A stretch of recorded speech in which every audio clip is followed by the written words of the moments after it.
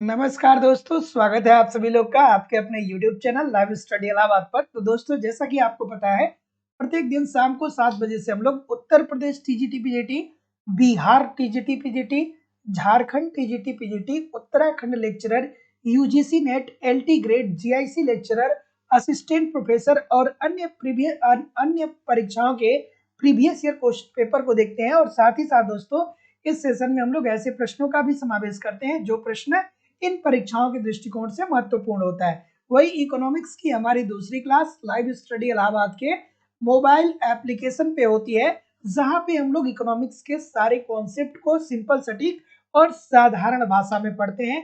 तो दोस्तों, live study Allahabad के मोबाइल एप्लीकेशन पे अलग अलग बैच चलाए जा रहे हैं और अलग अलग बैच में आपके सिलेबस के अनुसार सारी चीजें पढ़ाई जा रही हैं।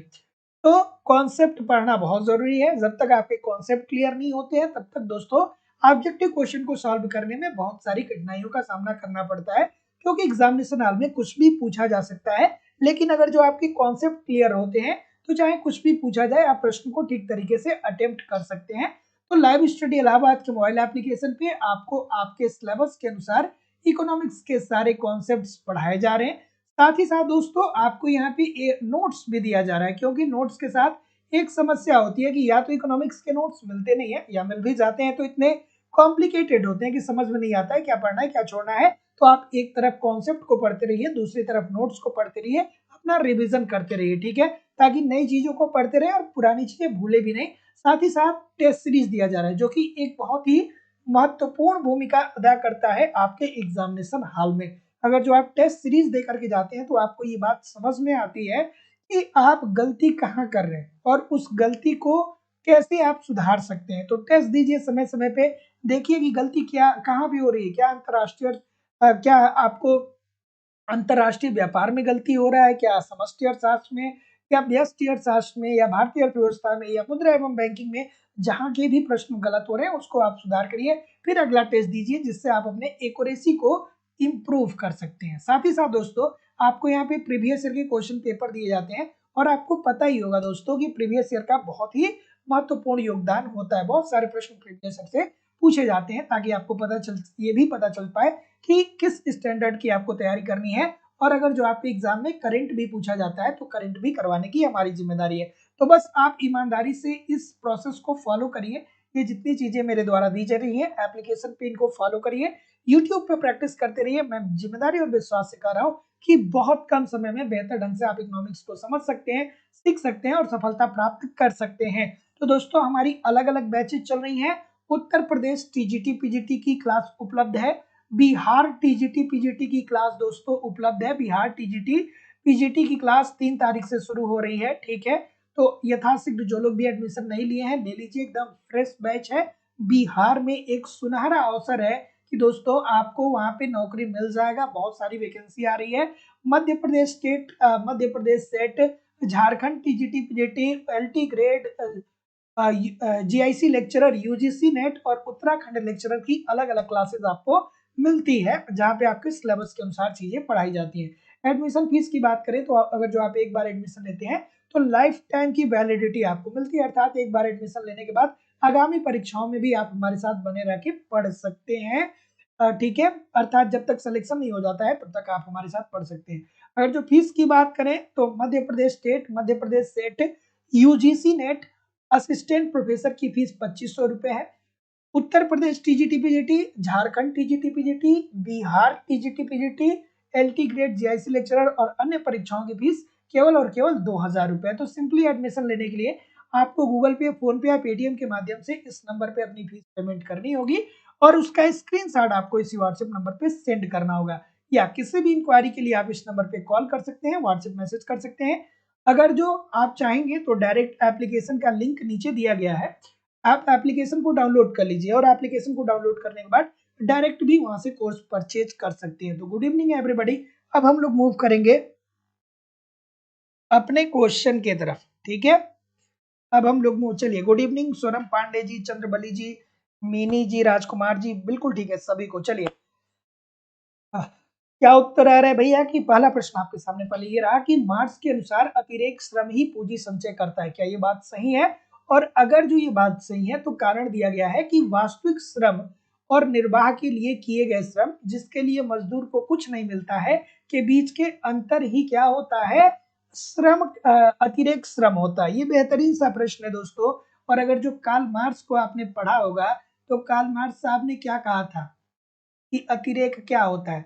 तो कार्ल मार्क्स ने कहा कि देखिए भैया, उत्पादन में दो लोग लगे, उत्पादन जब होता है, किसी वस्तु का उत्पादन होता है तो क्या होते हैं, इसके दो पक्ष होते हैं। पहला पक्ष क्या होता है, पूंजीपति होता है, पूंजीपति होता है अर्थात जो पैसा लगाता है उत्पादन में। और दूसरा जो होता है वो होता है श्रमिक, ठीक है, श्रमिक अर्थात जो क्या करता है, उत्पादन करता है ना। तो उनका ये कहना था कि ये जो पूंजीपति है ना, ये श्रमिकों का शोषण करता है और श्रमिकों का शोषण करने के परिणाम स्वरूप ही क्या करता है, लाभ प्राप्त करता है। अब ये श्रमिकों का शोषण कैसे करता है, तो श्रमिकों का शोषण ये पूंजीपति ऐसे करता है कि श्रमिकों को उनकी सीमांत उत्पादकता के बराबर मजदूरी नहीं देता है। जैसे कोई श्रमिक 100 रुपए की वस्तु का उत्पादन करता है तो श्रमिक को 2 रुपए देता है, 5 रुपए देता है, मतलब जितने पैसे का वो उत्पादन कर रहा है उससे बहुत कम मजदूरी वो देता है। और यही जो अतिरेक होता है ये पूंजीपति का क्या होता है, लाभ होता है। तो आपको बात समझ में आ गई ना। कार्ल मार्क्स की थ्योरी यही है भैया कि वो कहते हैं कि देखिए उत्पादन में दो पक्ष संलग्न है, पहला जो है वो पूंजीपति है, दूसरा जो है श्रमिक है। पूंजीपति श्रमिकों का शोषण कर रहा है और उसी के परिणाम स्वरूप ये लाभ कमा रहा है, अर्थात जो श्रमिक हैं उनको उनकी सीमांत उत्पादकता के बराबर मजदूरी नहीं दी जा रही है, या यूं कहें कि भैया जितनी मजदूरी उनको दी जानी चाहिए उतनी मजदूरी नहीं दी जा रही है। और वही दोस्तों, वही अतिरिक्त जो है वो पूंजीपति को लाभ के रूप में मिलता है। ठीक है, तो जैसा कि मैं देख पा रहा हूँ आप क्या बोल रहे हैं, सी बोल रहे हैं, जितने लोग भी सी बोल रहे हैं सर सभी लोग का उत्तर ठीक है कि मार्क्स के अनुसार अतिरेक श्रम ही पूंजी संचय करता है। बिल्कुल ठीक है, पूंजी संचय मतलब यही जो लाभ की बात हो रही है, ठीक है, जो पूंजीपति लाभ प्राप्त कर रहा है। और वास्तविक श्रम और निर्वाह के लिए किए गए श्रम जिसके लिए मजदूर को कुछ नहीं मिलता है के बीच के अंतर ही क्या होता है, श्रम का अतिरेक होता है। बिल्कुल ठीक बात ये भी है भैया। जैसे मान लीजिए कि कोई श्रमिक है, जैसे अगर जो रोटी की व्यवस्था नहीं कर रहा है, दाल की व्यवस्था नहीं कर पा रहा है, या यूं कहें कि वो लंच डिनर ब्रेकफास्ट की नहीं कर पा रहा है, वो भूखा है, तो उसको मजदूरी अगर जो 400 मिलनी चाहिए तो वो कहेगा कि चलिए साहब हमको 200 ही दे दीजिएगा, हम काम कर लेंगे, ठीक है, ताकि वो 200 रुपए में क्या कर लेगा कि कम से कम अपने लंच डिनर और ब्रेकफास्ट को मैनेज कर पाए। तो इसी के कारण क्या करता है दोस्तों कि एक जो पूंजीपति होता है वो श्रमिकों का शोषण करता है। तो बात तो दोनों सही है, ए और आर दोनों सही है। तो जितने लोग भी सी बोल रहे हैं सभी लोग का उत्तर ठीक हो जाएगा। अगला प्रश्न, श्रीमती जॉन रॉबिन्सन के अनुसार स्वर्णिम युग होता है जहां डेल्टा एन अपान एन जनसंख्या की वृद्धि दर है और डेल्टा के अपान के पूंजी की वृद्धि दर है। देखिए ये बात तो आपको याद रखनी ही रखनी है, ये बात तो आप देख ही लेंगे, लेकिन ये डेल्टा एन अपान एन जो है ये क्या इंडिकेट करता है, जनसंख्या की वृद्धि दर को, और डेल्टा के अपान के क्या इंडिकेट करता है, पूंजी की वृद्धि दर को। ये किसकी थियरी है, श्रीमती जॉन रॉबिन्सन की। इसी पे श्रीमती जॉन रॉबिन्सन ने कहा था कि अगर जो जनसंख्या की वृद्धि दर बराबर होगी पूंजी की वृद्धि दर के तो अर्थव्यवस्था में क्या होगा, साम्य होगा, अर्थात पूर्ण रोजगार की स्थिति विद्यमान होगी। तो जैसा कि मैं देख पा रहा हूं क्या आप बोल रहे हैं, जितने लोग भी ए बोल रहे हैं कि sir delta N upon L is equal to delta K upon के, सभी लोग का उत्तर यहाँ पे बिल्कुल ठीक होने वाला है। सभी लोग एक बार वीडियो को आप लाइक कर दिया करिए और शेयर जरूर कर दिया करिए। सभी लोगों से निवेदन है, जितने लोग भी क्लास देख रहे हैं आप लाइक करिए, शेयर करिए, मेरी तरफ से आपको सारी चीजें दी जा रही हैं, बस आप प्रयास करिए, आप मेहनत करिए, जितने कंटेंट मेरे द्वारा आपको दिए जा रहे हैं उसी हिसाब से आप क्या करिए, मेहनत करिए, सब कुछ क्लियर हो जाएगा, सब आसान हो जाएगा। आप थोड़ा मेहनत तो करिए, थोड़ी क्लास को करिए तो ठीक तरीके से धैर्य बना करके 1 घंटे 30 मिनट या 40 मिनट हमारी पूरी क्लास तो करिए। विश्वास से कह रहा हूं कि जब क्लास खत्म होगा उसके बाद आप अपने आप को एक अलग लेवल पे महसूस करेंगे, आपको लगेगा कि हमें भी बहुत कुछ आता है इकोनॉमिक्स में। अगला प्रश्न आपके सामने ये रहा कि क्या उत्तर होगा भाई, कि आर्थिक विकास का क्लासिकल मॉडल किस पे जोड़ देता है भाई, आर्थिक विकास का क्लासिकल मॉडल किस पे जोड़ देता है। तो जो क्लासिकल अर्थशास्त्री थे उन्होंने क्या कहा, उन्होंने सीधा सीधी कहा, उन्होंने क्या कहा, उन्होंने ये कहा कि देखिए सरकार का कोई हस्तक्षेप नहीं होना चाहिए, अर्थात निर्यात और आयात जो है ये स्वतंत्र होना चाहिए। निर्यात वो आयात क्या होना चाहिए, स्वतंत्र होना चाहिए, स्वतंत्र होना चाहिए, है ना। आयात निर्यात स्वतंत्र होना चाहिए। सरकार कोई भी टैक्स अर्थात प्रशुल्क नहीं लगाएगी, सरकार कोई भी कोटा निर्धारित नहीं करेगी। ये बात कही थी उन्होंने। फिर उन्होंने ये भी कहा था कि आपको क्या करना चाहिए, पूंजी का संचय करना चाहिए, अर्थात पूंजी का बचत करना चाहिए, ताकि भविष्य में आपकी निवेश क्षमता क्या हो जाए, बेहतर हो, आप निवेश ज्यादा कर पाए। ये दोनों बातें कही थी कि भैया बचत कर लीजिए ताकि भविष्य में आपकी निवेश बढ़ पाए। और इसी को लेकर के, अर्थात इसका तो उत्तर ए और बी दोनों हो जाएगा। आप अगर जो अच्छे स्टूडेंट हैं तो आपको ये भी याद आ जाना चाहिए कि इसी पूंजी संचय को लेकर के जब किन्स साहब आए थे ना, तो क्लासिकल अर्थशास्त्रियों की क्लास लगा दिए थे। ठीक है, किन्स साहब ने ये कह दिया कि देखिए भैया, आपका तो रहे कि पूंजी संचय करिए, लेकिन अगर जो हम पूंजी संचय वर्तमान में करेंगे तो वर्तमान में हमारा निवेश का स्तर घट जाएगा, और जब हम निवेश कम करेंगे तो उत्पादन कम होगा, उत्पादन कम होगा तो हमारी राष्ट्रीय आय में कमी आ जाएगी।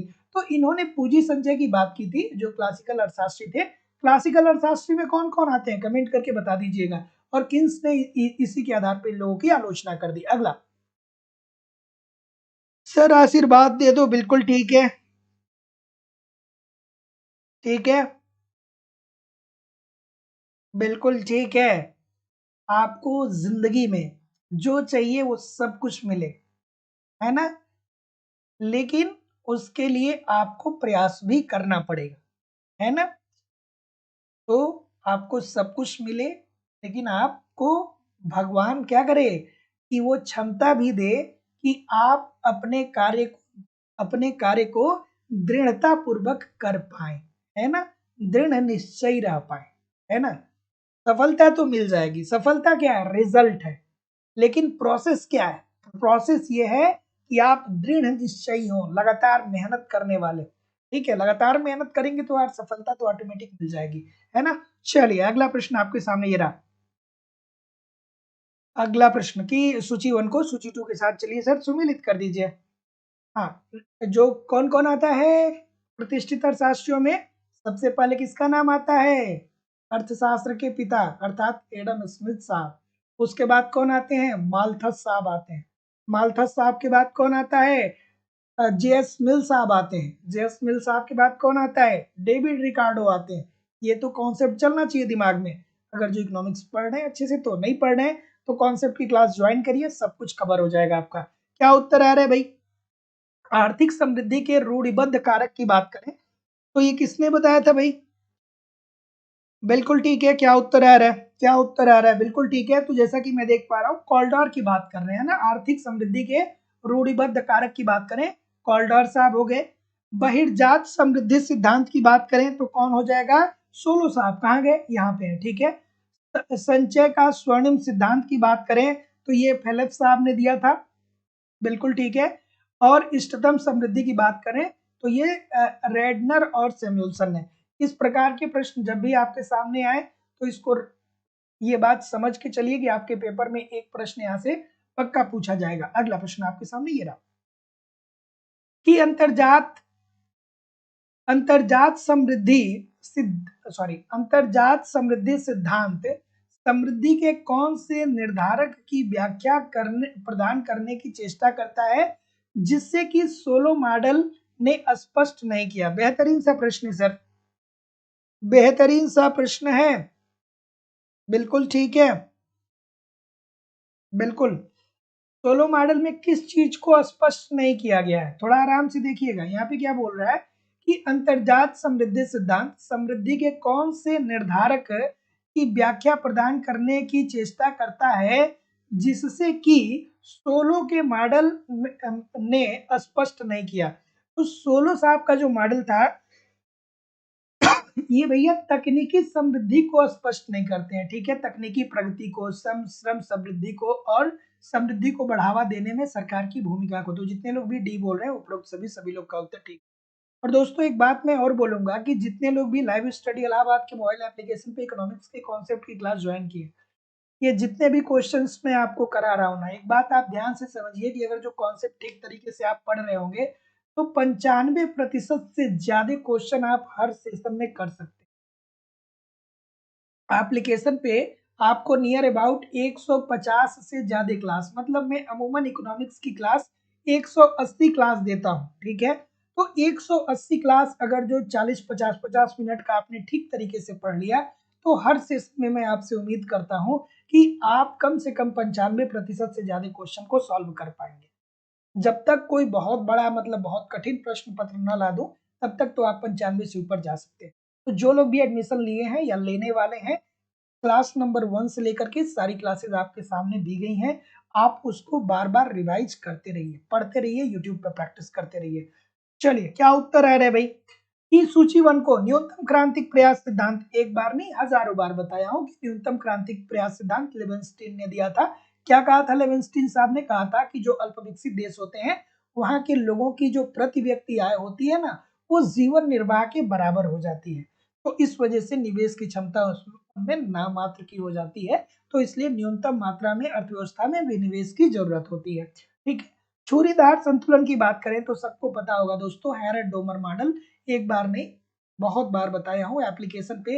ये बिल्कुल आपको क्लास नंबर 1 से 10 के बीच में सारे कॉन्सेप्ट मिल जाएंगे। स्वर्णिम युग की बात करें तो रोजेस्टीन रोडान, एक सेकेंड रुक जाइए, ये क्या बोल रहा है? अमानक स्वर्णिम युग की बात कर रहा है, थोड़ा सा ध्यान से देखिएगा। ये क्या होगा? कौन साहब हो जाएंगे ना, तो जितने लोग भी कौन की बात कर रहे हैं बिल्कुल ठीक है। अमानक स्वर्णिम युग की बात कर रहे हैं, आरएफ कौन। और बड़े धक्के का सिद्धांत या प्रबल प्रयास सिद्धांत रोजेस्टीन रोडान, ठीक है। अगला प्रश्न, बिल्कुल ठीक है। अगला, कॉल्डोर के समृद्धि मॉडल निम्नलिखित मान्यताओं पे आधारित है। चलिए भाई, कॉल्डोर का समृद्धि मॉडल किस मान्यताओं पे आधारित है? Brijmohan Maurya ji, good evening. समय से क्लास ज्वाइन करिए, 7 बजे से क्लास होती है, 7:10 पे मैं आ जाता हूँ लाइव। क्या उत्तर होगा भाई? कॉल्डोर से आपकी बात हो रही है, तो अब कॉल्डोर को अगर जो पढ़े होंगे तो जानते होंगे, नहीं पढ़े होंगे तो नहीं जानते होंगे। कॉल्डोर साहब की सबसे बड़ी मान्यता क्या है? उन्होंने क्या कहा था? उन्होंने कहा था कि दो साधन है, उत्पादन के दो साधन है। पहला जो है वो है श्रम और दूसरा है पूंजी, ठीक है। तो कॉल्डोर के मॉडल को जो आप पढ़े होंगे तो जानते होंगे कि पहली मान्यता बताते हैं कि उत्पादन के दो साधन, पहला श्रम है, दूसरा पूंजी है। फिर उन्होंने कहा था कि देखिए सर, क्या उत्तर आ रहा है? पहले आप उत्तर करिए, बिल्कुल ठीक है। फिर उन्होंने क्या कहा था कि उत्पादन में सिर्फ मजदूरी और लाभ पाए जाते हैं, ठीक है। मतलब जो उत्पादन होती है उसमें मजदूरी और लाभ देखने को मिलता है, और निवेश उत्पादन अनुपात एक क्या होता है? स्वतंत्र चर होता है, बिल्कुल ठीक है। तो जितने लोग भी यहाँ पे क्या बोल रहे हैं? डी बोल रहे हैं, 1 और 2 सही है, सभी लोग का उत्तर यहाँ पे एब्सोल्युटली 100% ठीक होने वाला है। अगला प्रश्न, ये प्रश्न गलत नहीं होना चाहिए, है ना। ये प्रश्न किसका है? ये सुम्पीटर साहब की थियरी है भैया। किसकी थियरी है? सुम्पीटर साहब की थियरी है। और सुम्पीटर साहब के बारे में मैं दो बात बताता हूँ। सुम्पीटर साहब ने ये कहा कि एक जो उद्यमी होता है, अगर जो वो लाभ कमाना चाहता है तो उसे नव परिवर्तन करना चाहिए, अर्थात नए नए आइडियाज लाने चाहिए, ऐसे आइडियाज जो आज से पहले किसी ने नहीं लाया, ठीक है। जैसे पहले हम देखते थे कि जो सूटकेस होता था उसके नीचे क्या होता था कि वो घुंडी नहीं होती थी, जो घिरनी लगी होती थी वो नहीं होता था। तो एक समय ऐसा आया कि उसका प्रचलन खत्म होने लगा, क्योंकि लोगों को उसको कैरी करने में, एक जगह से दूसरी जगह ले जाने में लोगों को समस्या होती थी। तो उसमें फास्ट ट्रैक नाम की कंपनी ने क्या किया कि नीचे सूटकेस में क्या दिया? उन्होंने घुंडी लगा दिया। अब लोग आसानी से एक दूसरे को उसको कैरी कर सकते हैं, और वो 4-4 हजार, 5-5 हजार, 10-10 हजार, 20-20 हजार रुपए में बिकने लगा, ठीक है। जैसे कैप है, जो लोग कैप पहनते हैं, तो किसी ने सोचा होगा ना कि भैया लोगों को धूप लग रहा है, तो ऐसी स्थिति में सर ढकने के लिए कैप चाहिए, तो किसी ने कैप बना दिया, तो क्या कर दिया? करोड़ों अरबों का बिजनेस कर दिया। तो कुछ ऐसा सोचिए जो आज के पहले किसी ने सोचा नहीं है, ठीक है। जैसे पानी, बिस्लेरी का पानी आप पीते हैं, किसी ने कोई सोच सकता था क्या कि 20 रुपए में भारत जैसे देश में पानी बिकेगा? लेकिन बिक रहा है ना, बिक रहा है ना, बिल्कुल बिक रहा है। तो सुपीटर साहब ने ये कहा कि आप क्या करिए? नव प्रवर्तक बनिए, प्रवर्तक। और उसके बाद आप क्या करिए? कि आपको पैसा चाहिए ना उत्पादन करने के लिए, आप ठीक है नया कुछ सोच लिए, लेकिन आपको जब पैसा चाहिए तो पैसा कहाँ से लाएंगे? तो उन्होंने कहा कि देखिए सर आप बैंक से साख ले लीजिए, ठीक है। तो ये सुम्पीटर के बारे में आप बात को ध्यान से समझ लीजिएगा, ठीक है। आप देखते हैं कि किसी क्षेत्र में नव प्रवर्तन या नवीनीकरण बिरले ही संबंधित क्षेत्रों में नव प्रवर्तन को प्रोत्साहित करता है। नहीं, बिरले ही नहीं, हमेशा हमेशा करता है। अगर जो एक कोई कंपनी पानी बेचना प्रारंभ की कर दी, तो जब लोगों ने ये देखा कि भैया ये तो बढ़िया लाभ कमा रहा है, तो बहुत सारी कंपनियां पानी बेचना शुरू कर दी। तो बिरले ही नहीं, ये हमेशा होता है। कोई एक व्यक्ति नई आइडियाज लाता है तो दूसरे लोग भी उसका पीछा करने लगते हैं, ठीक है। तो ये बात तो गलत हो जाएगी, क्योंकि ये का क्या कर रहा है, बिरले ही मतलब कभी कभार की बात कर रहा है, तो ये गलत हो जाएगा। एक बार नव प्रवर्तक लाभकारी बन जाता है तो अन्य उद्यमी झुंडनुमा गुच्छों में उसके पीछे पीछे चलते हैं। तो ये बात बिल्कुल ठीक है कि अगर जो कोई व्यक्ति कोई नई आइडियाज लाता है और समाज को ऐसा लगता है कि ये लाभ कमा रहा है, तो लोग उसके पीछे पीछे उसी प्रकार का कार्य शुरू कर देते हैं। तो ए जो है वो सही नहीं है, लेकिन आर जो होगा वो बिल्कुल सही होगा सर। अगला, पेरेटो इष्टतम की बात हो रही है। पेरेटो इष्टतम की बात हो रही है। बताइए सभी लोग, वीडियो को एक बार थोड़ा सा लाइक कर दिया करिए। निवेदन है, बार बार बोलना पड़ता है। जितने लोग क्लास देखते हैं 50% लोग भी लाइक नहीं करते हैं। ऐसा क्यों होता है भाई? इतना मैं मेहनत करता हूं, ऐसा क्यों होता है? ठीक है, चलिए बताइए। सभी लोग थोड़ा सा वीडियो को लाइक कर दिया करिए, शेयर कर दिया करिए। क्लास आप ही की तो है। क्लास किसकी है? आप ही की तो क्लास है, और किसकी है ना? क्लास आपकी ही है। तो आप लाइक किया करिए, थोड़ा शेयर किया करिए। क्या उत्तर होगा भाई? बिल्कुल। तो जैसा कि मैं देख पा रहा हूं, आप डी बोल रहे हैं क्या? डी बोल रहे हैं क्या? पेरेटो अनुकूलतम क्या कहा था? आसान भाषा में समझे तो पेरेटो अनुकूलतम में ये कहा गया कि अगर जो दो व्यक्ति हैं, आसान भाषा में समझिए, तो अगर जो बी को लाभ पहुंचाना है तो इसको क्या करना पड़ेगा, हानि पहुंचाना पड़ेगा। मतलब एक की स्थिति को सुधारना है तो दूसरे की स्थिति में क्या करनी पड़ेगी, कमी लानी पड़ेगी। मतलब दूसरे के लाभ को कम करना पड़ेगा, ठीक है। तो जितने लोग भी क्या बोल रहे हैं कि संसाधन आवंटन जिसके लिए कोई पेरेटो सुधार नहीं होता है। फिर इसका क्या किया, इसी का क्या किया, सीटोवास्की साहब आए, हिक्स साहब आए, तो उन्होंने कहा कि नहीं भैया, हम पहले को हानि भी नहीं पहुंचाएंगे, दूसरे को लाभ भी पहुंचाएंगे, ठीक है। चलिए, कल्याणकारी अर्थशास्त्र अगर जो आप पढ़े होंगे तो जानते होंगे, ठीक है। अगला प्रश्न, पूंजी की जैव रचना की बात करें तो किससे संबंधित है? और बिहार टीजीटी पीजीटी के लिए जो लोग भी एलिजिबल है, एकदम ईमानदारी से तैयारी करिए। बिहार टीजीटी पीजीटी वाले और यूपी वाले तो लगे ही हैं, है ना? चलिए, क्या उत्तर आ रहा है भाई? क्योंकि बिहार में इस बार जो चूक गया वो जिंदगी की सबसे बड़ी गलती करने वाला है ना? पूंजी की जैव रचना की अगर जो बात करें तो किसने दिया था भाई? कार्ल मार्क्स साहब ने, बिल्कुल ठीक है, कोई डाउट नहीं होना चाहिए। प्राकृतिक नियम के सिद्धांत की बात करें तो ये किसने दिया था? एडम स्मिथ साहब। कहाँ पे हैं? यहाँ पे हैं। नवीनीकरण अभी आपने देखा ही कि उद्यमी को क्या करना चाहिए, नए आइडियाज लाने चाहिए। और असंतुलित विकास के सिद्धांत की बात करें तो हर्समैन, ठीक है। तो आप सुमेलित कर लीजिएगा। अगला, सोलो ने अपने मॉडल किसके विकल्प के रूप में प्रस्तुत किया? अब ये आज जितने भी प्रश्न आप लोग देख रहे हैं ना, जो भी लाइव स्टडी इलाहाबाद के मोबाइल एप्लीकेशन पे स्टार्टिंग के 20 क्लास को क्या किया होगा, सीरियसली पढ़ा होगा, वो सारे क्वेश्चन को सही करेगा। मैं एक बार नहीं, वहां पे 50 बार बताया हूं कि सोलो साहब ने क्या किया कि जो हैरेड डोमर का जो मॉडल था, इन्हीं की मान्यताओं को आगे लेते हुए उन्होंने अपने मॉडल को प्रस्तुत किया। तो यहाँ पे तो कोई भैया इफ और बट की कोई बात ही नहीं है ना। तो जितने लोग भी सी बोल रहे हैं सभी लोग का उत्तर ठीक है कि हैरेड डोमर विकास मॉडल, ठीक है। तो हैरेड डोमर विकास मॉडल की मान्यताओं को ही लेकर के सोलो साहब ने क्या किया कि एक नया मॉडल प्रस्तुत किया था। तो जितने लोग भी सी बोल रहे हैं बिल्कुल ठीक बोल रहे हैं। अगला प्रश्न,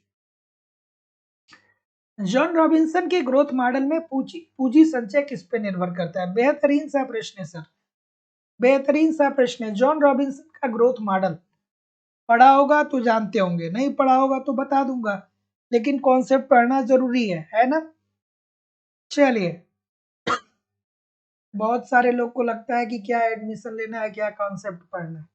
भैया जिंदगी में बहुत पैसा आप खर्च करते हैं, लेकिन आप इकोनॉमिक्स के छात्र हैं तो सही निवेश करना आपको जानना चाहिए। मैं एप्लीकेशन पे आप लोगों को कम से कम 180 क्लास दूंगा, ठीक है, 180 इकोनॉमिक्स की क्लास मिलती है आपको, सारे नोट्स मिलते हैं आपको, टेस्ट सीरीज मिलता है, प्रीवियस ईयर के क्वेश्चन पेपर मिलते हैं, करंट मिलता है। यार क्या चाहिए, फीस बहुत कम है। तो जिन लोगों ने भी एडमिशन नहीं लिया है, आप ईमानदारी से एडमिशन लेकर के हमारे साथ लग जाइए, पढ़ते रहिए, सब कुछ कवर होने वाला है, बशर्ते आप मेहनत करते रहिए। क्या उत्तर आ रहा है भाई? बिल्कुल ठीक है। जो लोग भी एडमिशन नहीं लिए हैं, आप इस नंबर पे मुझे कॉल या व्हाट्सएप मैसेज कर सकते हैं, ठीक है। चलिए, क्या उत्तर आ रहा है भाई? बिल्कुल। तो ऑप्शन नंबर बी बोल रहे हैं, सी बोल रहे हैं, बहुत सारी विविधता आ रही है, बहुत सारी विविधताएं आ रही है भाई। तो जितने लोग भी क्या बोल रहे हैं, बी बोल रहे हैं, सभी लोग का उत्तर बिल्कुल ठीक हो जाएगा। जितने लोग भी बी बोल रहे हैं, सभी लोग का उत्तर बिल्कुल ठीक है कि लाभ, मजदूरी संबंध और श्रम की उत्पादकता, ठीक है। तो Shrimati John Robinson growth model में पूंजी संचय जो है वो किस पे निर्भर करता है? लाभ, मजदूरी संबंध, ठीक है, कि लाभ कितना मिल रहा है, मजदूरी कितना मिल रहा है, और श्रम की सीमांत उत्पादकता कितनी है। अगर जो श्रम की सीमांत उत्पादकता ज्यादा होगी तो लाभ ज्यादा मिलेगा, ठीक है, मजदूरी भी ज्यादा मिलेगी। तो जितने लोग भी, और जब लाभ ज्यादा मिलेगा तो पूंजी संचय भी ज्यादा होगा। पूंजी संचय क्या ज्यादा होगा? तो निवेश भी क्या होगा? ज्यादा होगा। अगला, अगेन सूची वन सूची टू, जब भी ऐसे प्रश्न आते हैं तो आप मान के चलिए कि एक प्रश्न 100% आपके किसी भी इकोनॉमिक्स के पेपर में यहाँ से होंगे, ठीक है, क्योंकि चार क्षेत्रीय प्रारूप बहुत इंपॉर्टेंट थियरी है, न्यूनतम प्रयास सिद्धांत बहुत इंपॉर्टेंट है, बिग पुश थियरी, बड़े धक्के का सिद्धांत बहुत इंपॉर्टेंट थियरी है, असीमित श्रमिकों की पूर्ति, लेविस साहब का, ये बहुत इंपॉर्टेंट थियरी है। एक प्रश्न आप किसी भी पेपर में देख लेंगे, ठीक है। चलिए, क्या उत्तर आ रहा है सर? चलिए, बिल्कुल ठीक है। रंजना झा जी, अनीश पांडे जी, रागनी सिंह जी, बिल्कुल ठीक है। मीनी जी, अरुणिमा तिवारी जी, अनीश अनीश पांडे जी, विद्या जी, शोभा जी, चंद्रजीत यादव जी, नसीम फातिमा जी, अफजल हसन जी, प्रीति सिंह जी, सुमन शर्मा जी, धनंजय जी, संजय जी। चलिए बताइए सर, चार क्षेत्रीय प्रारूप किसने दिया था? कहाँ पे है भाई? तीसरे नंबर पे है क्या? हाँ ठीक है, तीसरे नंबर पे। न्यूनतम आवश्यक प्रयास सिद्धांत किसने दिया था? लेवेंस्टीन साहब ने दिया था। क्या कहा था कि एक अल्प विकसित देश होता है, वहां की प्रति व्यक्ति आय जीवन निर्वाह के बराबर हो जाती है, इसलिए निवेश क्षमता वहां की कम हो जाती है, ठीक है। बिग पुश थियरी, बड़े धक्के का सिद्धांत किसने दिया? रोजेस्टीन रोडान साहब ने दिया था। और श्रमिकों की असीमित पूर्ति का सिद्धांत किसने दिया था? लुईस साहब ने दिया था। क्या कहा था कि भैया अर्थव्यवस्था में दो क्षेत्र हैं, एक जो है वो कृषि है और दूसरा क्या है? दूसरा जो है उद्योग है। कृषि में क्या पाया जाता है? श्रम का अतिरेक, अर्थात जितने श्रमिक की जरूरत होती है उससे ज्यादा श्रमिक लगे होते हैं। ऐसी स्थिति में ये जो श्रम का अतिरेक है, उद्योगों की तरफ क्या कराइए? उद्योगों की तरफ मूव कराइए। कृषि में श्रम का अतिरेक खत्म हो जाएगा, फिर क्या होगा? फिर वो देश क्या करने लगेगा? विकास करने लगेगा। क्या उत्तर हो रहा है भाई? बताइए आराम से। कि आर्थिक विकास के विभिन्न सोपानों के सही क्रम का चयन करिए। आसान भाषा में समझे, ठंडे दिमाग से समझे तो क्या बोलता है? आर्थिक विकास का सिद्धांत किसने दिया था? ये दिया था हमारे रोजेस्टीन रोडान साहब ने। क्या कहा था इन्होंने? थोड़ा आराम से बताइएगा। बिल्कुल ठीक है, रोजेस्टीन रोडान नहीं, रोस्टो साहब ने ठीक है, देखिए मैं गलत बोल दिया, रोस्टो साहब ने दिया था ना। रोस्टो साहब, बड़े धक्के का सिद्धांत उसने दिया था, ठीक है। तो आर्थिक विकास की 5 अवधारणा को रोस्टो साहब ने दिया था। उन्होंने एक पुस्तक लिखी थी, the stage of economic growth, the stage of economic economic growth, ठीक है, ग्रोथ। उसमें उन्होंने क्या कहा था? उन्होंने ये कहा था कि अगर जो कोई देश आर्थिक विकास कर रहा है अगर जो कोई देश आर्थिक विकास कर रहा है तो उसे 5 चरणों से होके गुजरना पड़ेगा। पहला चरण जो होगा वो क्या होगा, परंपरागत समाज का होगा। इसमें क्या होगा, अर्थव्यवस्था की गति मंद होगी, अर्थात लोग परंपरागत ढंग से उत्पादन कर रहे होंगे, अच्छी टेक्नोलॉजी होगी नहीं, लोगों को उतना ज्ञान होगा नहीं, इसलिए उत्पादन का स्तर क्या होगा, न्यूनतम होगा। ठीक है। उसके बाद जो दूसरा स्टेज आता है वो आता है किसका, आत्म स्फूर्ति से पूर्व की अवस्था। मतलब अब लोग धीरे धीरे क्या होते हैं, सचेत होते हैं कि अब हमको क्या करना है, कुछ ना कुछ करना है। फिर तीसरा आत्मस्फूर्ति, जहां पे अब लोग धीरे धीरे नई नई चीजों को सीखते हैं। फिर अब क्या होता है, अब अग्रसरता आती है। ठीक है। अब क्या होती है, चौथी अवस्था में अग्रसरता आती है, और जो पांचवी अवस्था होती है उसमें क्या होता है, उत्कर्ष की अवस्था आती है। ठीक है। अर्थात मैक्सिमम उत्पादन होता है, अर्थव्यवस्था समृद्धि के स्तर पे पहुंच जाती है।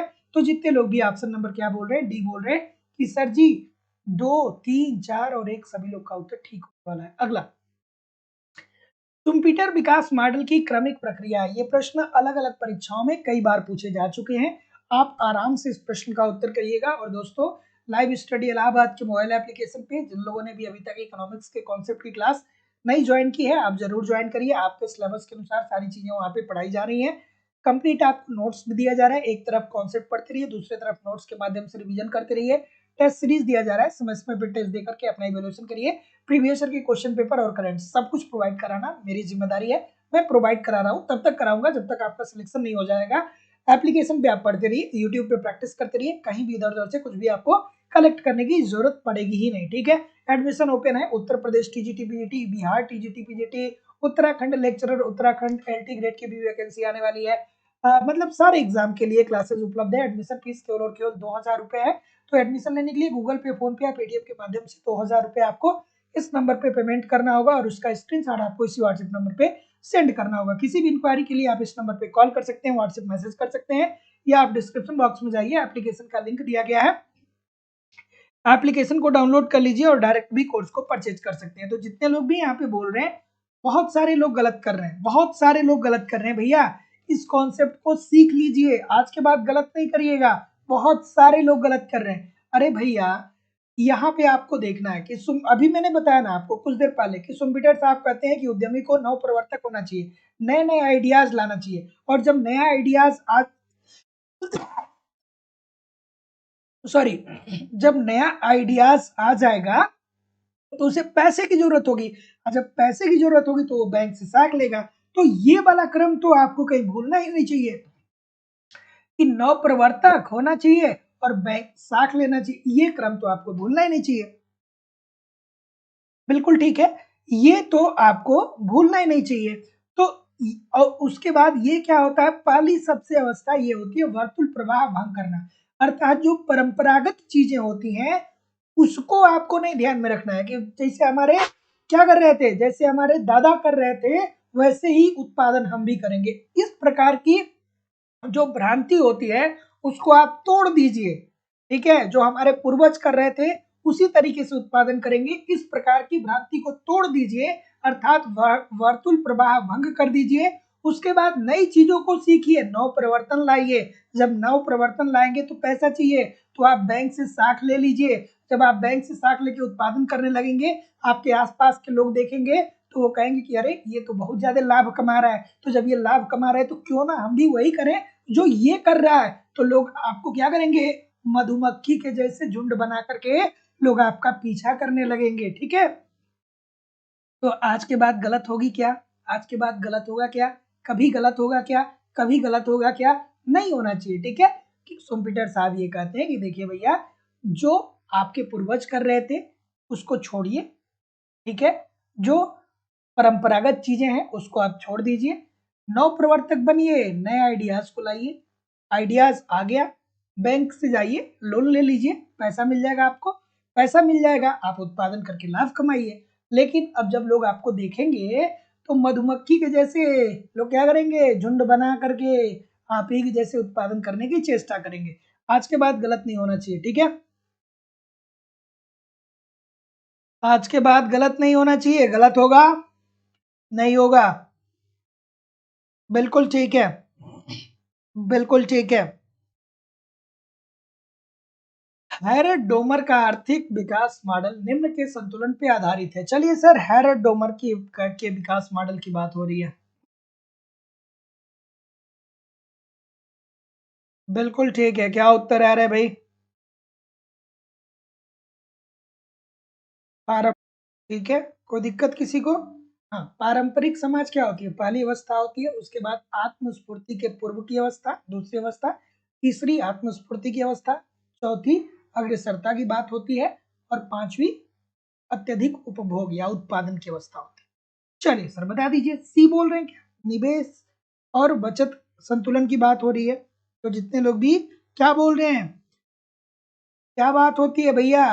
एक विनिवेश पक्ष की बात करते हैं और दूसरा बचत पक्ष की बात करते हैं। दो पक्षों को लेकर के चलते हैं ना। अगर जो आपने हैरड डोमर मॉडल पढ़ा होगा, तो अगर जो आपने हैरड डोमर मॉडल पढ़ा होगा, तो हैरड डोमर मॉडल जो है वो निवेश एवं बचत संतुलन की बात करता है। तो जितने लोग भी सी बोल रहे हैं, ठीक बोल रहे हैं।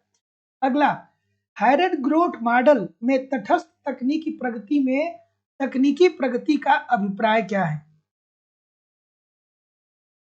चलिए बताइए। बिल्कुल ठीक है। चलिए, कि हैरड ग्रोथ मॉडल में तटस्थ तकनीकी प्रगति का अभिप्राय क्या है सर? बिल्कुल ठीक है। क्या उत्तर आ रहा है?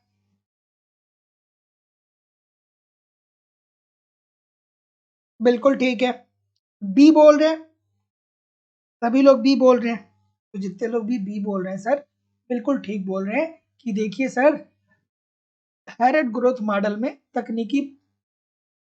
तटस्थ तकनीकी प्रगति से तकनीकी प्रगति का आशय ये है कि हमको क्या करना है? श्रम को बढ़ाने की जरूरत है। ठीक है, अर्थात श्रम को बढ़ाने से। ठीक है, तो जितने लोग भी बी बोल रहे हैं, बिल्कुल ठीक बोल रहे हैं। अगर जो आप हैरड डोमर मॉडल पढ़े होंगे तो बहुत अच्छे से आपको पता होगा। एप्लीकेशन पे हमने हैरड डोमर मॉडल को 3 पार्ट में करके पढ़ाया है, इसीलिए कि कहीं पे किसी को कंफ्यूजन ना हो।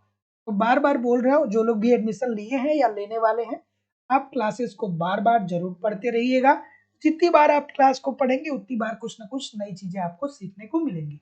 चलिए सर, बता दीजिए, delta N upon N is equal to delta K upon के। ठीक है, तो स्वर्णिम युग प्राकल्पना किसके साथ सरोकार रखती है? तो आप कहेंगे कि अभिष्ट समृद्धि दर बराबर किसके होगी? समृद्धि की प्राकृतिक दर के। ठीक है, अर्थात delta N upon N is equal to delta K upon K. कौन बात करता है? श्रीमती जॉन रॉबिन्सन। ठीक है, स्वर्णिम युग की बात कौन करता है? श्रीमती जॉन रॉबिन्सन।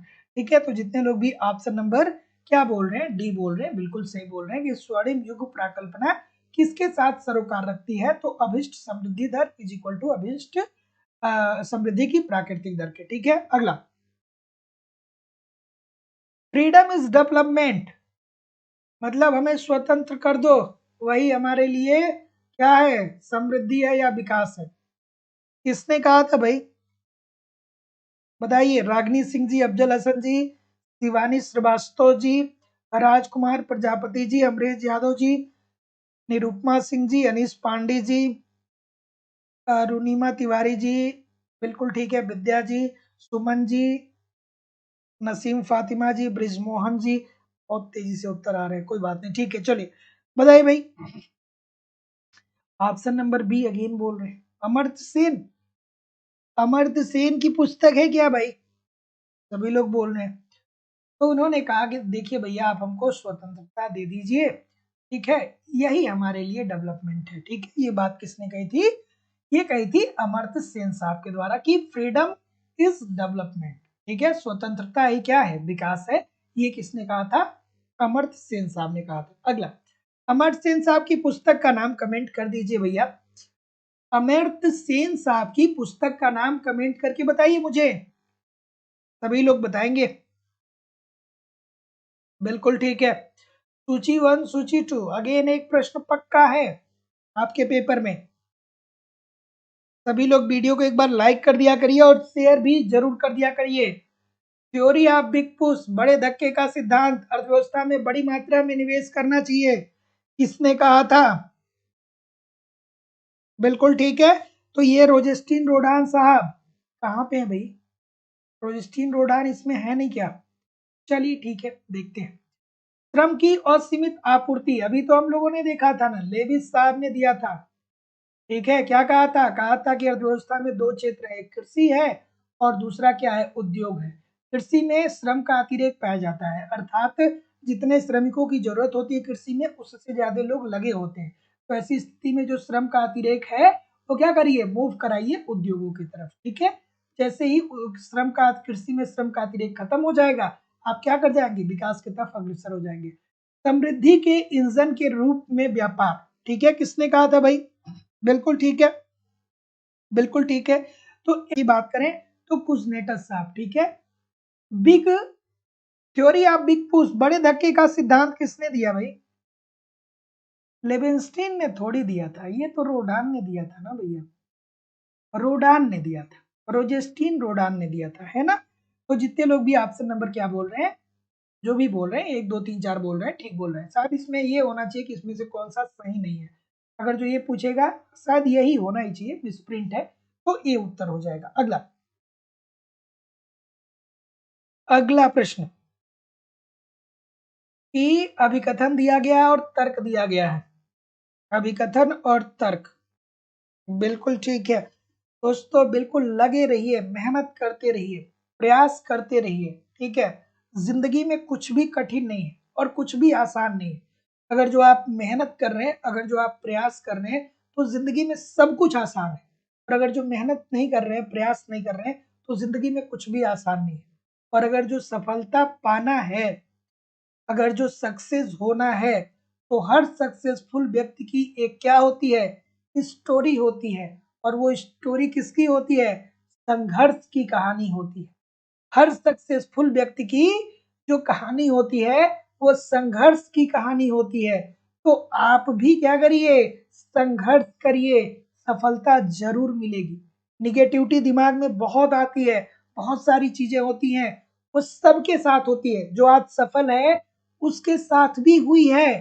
वो भी अपने समय में जब सफलता पाने की चेष्टा कर रहा था, तो उसके अंदर भी बहुत सारी भ्रांति थी, बहुत सारी नेगेटिविटी थी। लेकिन उसने एक कार्य किया कि सारी निगेटिविटी को क्या किया, किनारे किया और लगातार अपना कार्य किया, लगातार मेहनत किया। चलिए भाई ठीक है, आज चीजें नहीं सही हो रही हैं, कल हो जाएंगी, परसों हो जाएंगी, 1 महीने बाद हो जाएंगी, 2 महीने बाद हो जाएंगी, समय बीतते समय नहीं लगता है, बिल्कुल सारी चीजें सही होंगी। लेकिन आप प्रयास तो करिए, संघर्ष तो करिए, मेहनत तो करिए, जरूर सफलता मिलेगी।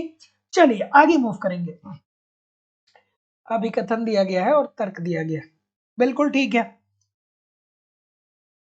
अभिकथन और तर्क, अभिकथन दिया गया है कि गुरनार मेडल के अनुसार अल्प विकसित देशों में चक्रीय और संचयी कार्यकरण प्रभाव विद्यमान होता है। क्या ये बात सही है? और अगर जो ये बात सही है, तो निम्न जीवन निर्वाह स्तर और निम्न उत्पादकता के बीच परस्पर संबलित करने वाली अंतः क्रियाएं पाई जाती है। बिल्कुल ठीक है, क्या उत्तर आ रहा है भाई? अब गुरनार मेडल का चक्रीय कारकता का सिद्धांत अगर जो आप पढ़े होंगे तो बहुत अच्छे से जानते होंगे, नहीं पढ़े होंगे तो नहीं जानते होंगे। इसलिए मैं बोलता हूँ कि कॉन्सेप्ट पढ़िए पढ़िए पढ़िए, जरूर पढ़िए। देखिए, गुरनार मेडल के अनुसार अल्प विकसित देशों में चक्रीय और संचयी कार्यकरण भाव विद्यमान होता है। बिल्कुल ठीक है, हमने बार बार बताया है। निम्न जीवन निर्वाह स्तर और निम्न उत्पादकता के बीच परस्पर संबलित करने वाली अंतःक्रियाएं भी देखने को मिलती है। बिल्कुल ठीक है, तो जितने लोग भी ऑप्शन नंबर डी बोल रहे हैं, बिल्कुल ठीक है, ए और आर दोनों सत्य है। और आर ए की सही व्याख्या भी कर रहा है। और गुरनार मेडल ने कौन सी पुस्तक लिखी थी? एशियन ड्रामा लिखा था, जो प्रीति सिंह जी बता रहे हैं। बिल्कुल ठीक, गुरनार मेडल साहब की पुस्तक का नाम क्या है? एशियन ड्रामा, बिल्कुल सही, बिल्कुल ठीक है। सभी लोगों से निवेदन है, सभी लोगों से निवेदन है कि वीडियो को लाइक कर दिया करिए, शेयर कर दिया करिए। देखिए, जितने लोग लाइव देख रहे हैं उतना भी लाइक नहीं है। तो अगर जो आप ऑनलाइन देख रहे हैं या ऑफलाइन देख रहे हैं, तो क्लास को लाइक किया करिए। अब मैं आप लोगों से बार बार ये बात बोलूं कि मैं निवेदन आप लोगों से कर रहा हूँ, वीडियो को लाइक करिए, शेयर करिए, तो ये थोड़ा सा आपको सोचना चाहिए, है ना। तो ठीक है, वीडियो को लाइक कर किया करिए, शेयर किया करिए। इतनी सारी क्लासेस चल रही हैं, मतलब आप इतनी कंटिन्यूटी से कहीं भी इकोनॉमिक्स की क्लास देखेंगे नहीं, है ना? इतनी आसान भाषा में इकोनॉमिक्स को कहीं आप, मतलब ऐसा नहीं है, बहुत सारे लोग हैं जो हमसे बहुत अच्छा पढ़ा सकते हैं, लेकिन मैं जितना आसान तरीके से चीज़ों को आपके सामने लाता हूँ, ये बेस्ट वे है कि आप इकोनॉमिक्स को सीख पाएँगे, समझ पाएँगे। इससे आसान तरीके से इकोनॉमिक्स को सीखा और समझा नहीं जा सकता। अब जैसे मैं इस प्रश्न की बात करूँ, ये राल प्रेबिस का तर्क है कि किस पर व्यापार चक्रों के प्रभावों से संबंधित है। 1 सेकंड, बिल्कुल ठीक है, आराम से करिएगा। कि रॉल प्रेबिस का तर्क किस पर व्यापार चक्रों के प्रभावों से संबंधित है।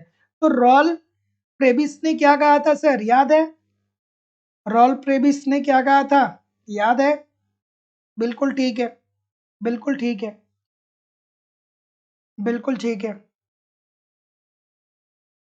बिल्कुल। तो बिल्कुल आसान सी थियरी है। रॉल प्रेबिस साहब ये कहते हैं कि अगर जो कोई अल्प विकसित देश होता है, ध्यान से समझ लीजिए, फिर जिंदगी में आप कभी नहीं गलत करेंगे, इस बात का मैं दावा करता हूँ। अल्प विकसित कोई देश है, अगर जो वो विकसित देश से व्यापार करेगा, विकसित देश से व्यापार करेगा, तो अल्प विकसित देश को क्या होगा, हानि होगा। अर्थात व्यापार की शर्त क्या होगी, प्रतिकूल होगी अल्प विकसित देश के लिए। क्यों होगा अब, क्योंकि अल्प विकसित देश में अच्छी टेक्नोलॉजी होगी नहीं, तो जो अल्प विकसित देश होगा वो अपने कच्चे माल को क्या करेगा, विकसित देशों में भेजेगा। जैसे मान लीजिए भारत है, भारत के पास अच्छी टेक्नोलॉजी नहीं, ठीक है, हमारे देश में अभ्रक भी पाया जाता है, हमारे देश में लोहा भी पाया जाता है, हमारे देश में फलें भी पाई जाती हैं, गेहूं भी पाया जाता है, चावल भी पाया जाता है, प्रचुर मात्रा में भारत में बहुत सारी चीजें पाई जाती हैं, लेकिन हमारे पास टेक्नोलॉजी नहीं है। हमारे यहाँ अभ्रक में, मैं अगर जो बात करूं, झारखंड में अभ्रक बड़े पैमाने पे पाया जाता है, और अभ्रक जो है वहां पे अगर जो देखेंगे तो लोकल 10-10 रुपया किलो या 20-20 रुपया किलो लोग अभ्रक का बेचते हैं। और जो आप मोबाइल यूज कर रहे हैं, जो लैपटॉप यूज कर रहे हैं, उसमें अभ्रक का प्रयोग होता है, जो एक तरीके के फीते के कलर का आप देखेंगे ना, वो अब अभ्रक से ही बना होता है। तो सोचिए अभ्रक कितना महत्वपूर्ण है। लेकिन वो जो इंस्ट्रूमेंट हो, मतलब वो जो वस्तु होती है जो लैपटॉप और मोबाइल में लगता है, वो हम नहीं बना पाते हैं। तो हम अगर जो अभ्रक का निर्यात करेंगे विकसित देशों में, तो इनके पास टेक्नोलॉजी है। अब उसी अभ्रक का प्रयोग करके उसको क्या कर देंगे, मोबाइल में इनबिल्ड कर देंगे, लैपटॉप में इनबिल्ड कर देंगे, और अरबों खरबों का वो क्या कर लेंगे, बिजनेस कर लेंगे। लेकिन भारत नहीं कर पाएगा। और अगर जो भारत ऐसा कर रहा है, तो एक समय ऐसा आएगा कि जो हमारे देश में प्रचुर संसाधन है उसकी कमी आ जाएगी, अभ्रक की कमी आ जाएगी, लोहे की कमी आ जाएगी। तो उससे क्या होगा, हमें हमारे देश को हानि ही हानि होने वाला है। तो जितने लोग भी ए बोल रहे हैं, सभी लोग का उत्तर यहाँ पे बिल्कुल ठीक हो जाएगा। व्यापार की शर्तें, अगला क्या उत्तर होगा भाई?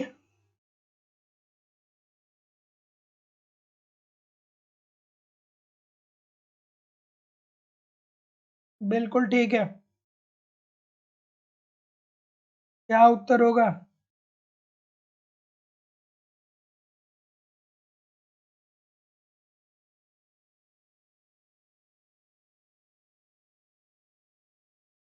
चलिए ठीक है, कोई बात नहीं, आज बहुत सारे लोगों का फास्ट भी होगा, ठीक है।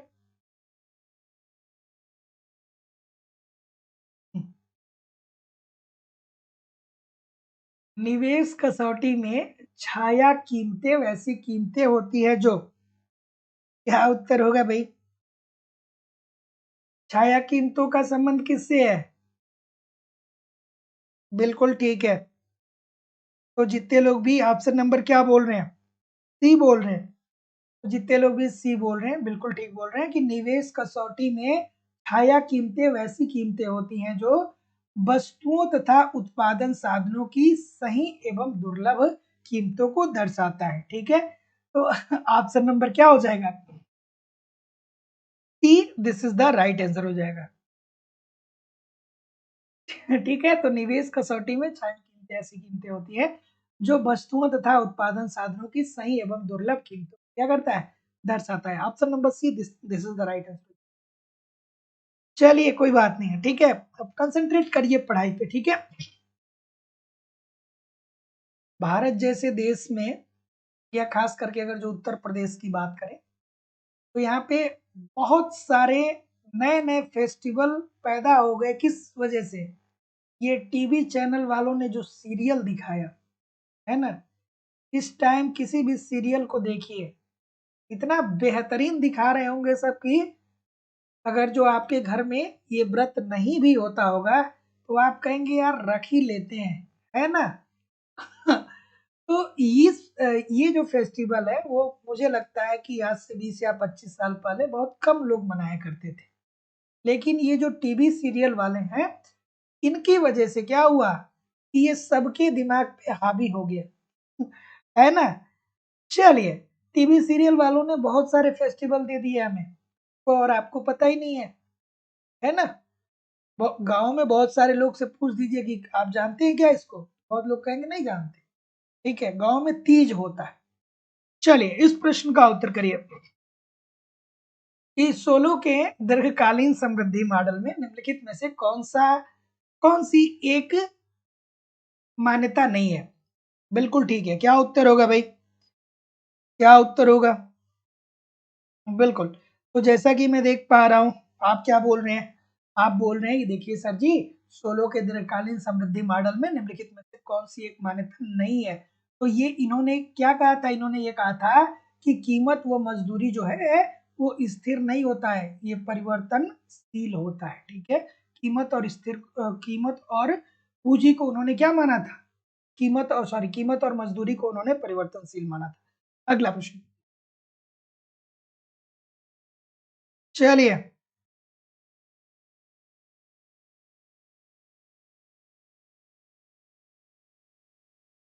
हम्म,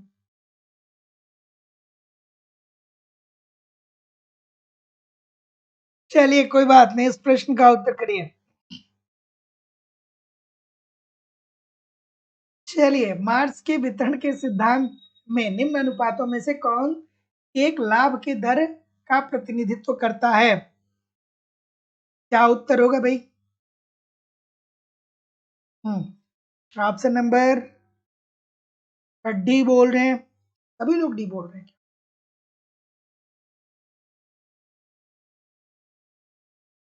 चलिए, नहीं नहीं, अब तो हर जगह हो रहा है राजन सिंह जी, मैं वही तो बोल रहा हूँ कि आज से 20 साल पहले किसी से पूछेंगे तो उस टाइम उतने सारे लोग नहीं जानते हो। अब तो गांव के लोग मतलब शहरों से ज्यादा बढ़ चढ़ के भाग लेते हैं, है ना? चलिए, इस प्रश्न का उत्तर करिए। और वर्तमान समय में गांव और शहर में कोई अंतर नहीं। ठीक है, एक बात पता होनी चाहिए कि गांव के लोग ही जो हैं वो शहरों की तरफ पलायित हो रहे हैं और शहर में जा रहे हैं, वहाँ के कल्चर को सीख रहे हैं, और जब बैक हो रहे हैं तो भैया जो जो कल्चर वहाँ पे सीखे हैं वो अपने गांव में भी कर रहे हैं, है ना? तो चलिए, इस प्रश्न का उत्तर करिए। और कोई भी शहर वाला यहाँ नहीं है, सबका ओरिजिन गांव ही है। चाहे आज आज जितने भी महानगर हैं, एक समय इनकी स्थिति गांव से भी बदतर थी। तो कोई शहर और गांव वाला कोई कॉन्सेप्ट है ही नहीं। थोड़ा सा कोई क्षेत्र डेवलप है और कोई क्या है, डेवलप नहीं है। ठीक है, बस ये बात है, कोई गांव शहर की बात नहीं है। चलिए, इस प्रश्न का उत्तर करिए कि मार्क्स के वितरण के सिद्धांत में निम्न अनुपातों में से कौन सा एक लाभ के दर का प्रतिनिधित्व करता है? तो जितने भी महानुभाव क्या बोल रहे हैं, डी बोल रहे हैं कि एस अपान सी प्लस भी, सभी लोग का उत्तर ठीक है। तो मार्क्स के वितरण सिद्धांत के अनुसार लाभ की दर अतिरेक मूल्य और कुल पूंजी मूल्य का अनुपात होता है। अतिरेक मूल्य और कुल पूंजी मूल्य का क्या होता है? अनुपात होता है। तो जितने लोग भी डी बोल रहे हैं, सभी लोग का उत्तर बिल्कुल ठीक हो जाएगा। अगला, अभिकथन और तर्क। अभिकथन और तर्क, क्या उत्तर होगा भाई? अभिकथन और तर्क, क्या उत्तर होगा बताइए?